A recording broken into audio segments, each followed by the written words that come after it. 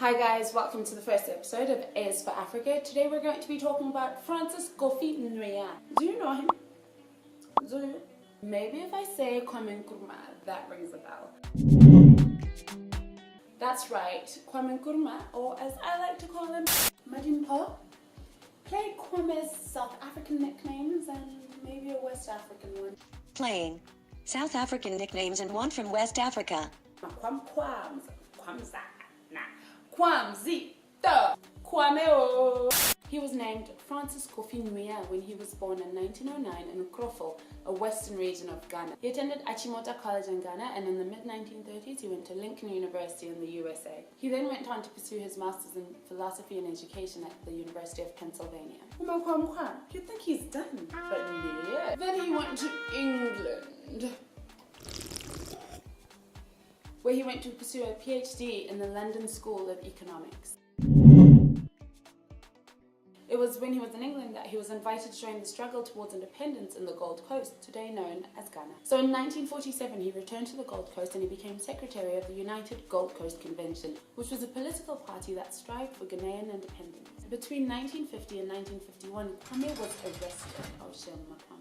And while he was in prison, in February of 1951, he was elected as leader of government business in the Gold Coast. And in 1952, he was designated as Prime Minister of the Gold Coast.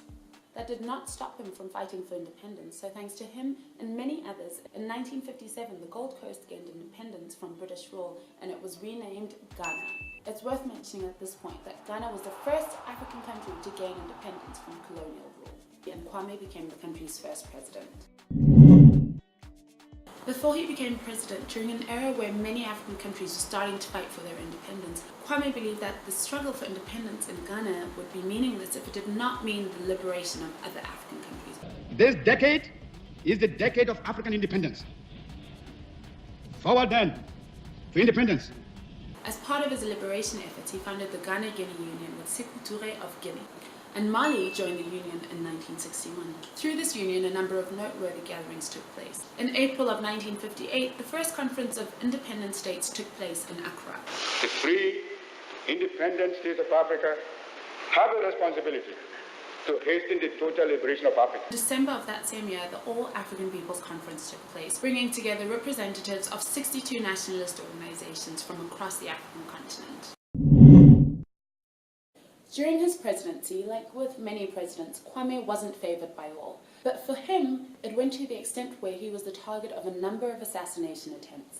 He lived through that, but his reign as president ended in 1966 when he was overthrown by the army and the police in a coup d'etat. That wasn't the end of his presidential roles though. After the coup d'etat, he went into exile in Guinea, and there he was given an honorary co-presidency role. In 1972, we bid farewell to Kwame. But he left the African continent having left a mark. He is one of the people who got the ball rolling on a couple of pan-Africa agendas, as he endlessly called for a strong union of independent African states. Remember the first conference of independent African states that was hosted by Kwame in Accra in 1958? Well, it was at the 1963 conference that the African Union, or what today is known as the African Union, was born. Tomorrow, the United States of Africa. Thank you to my Ghanaian friends who made this video possible. Betty, Harriet, Princewell, Mesdames, my friends, for contributing the text for this video. Thank you for taking the time to help me with pronunciation, explaining naming systems, and just answering my endless questions.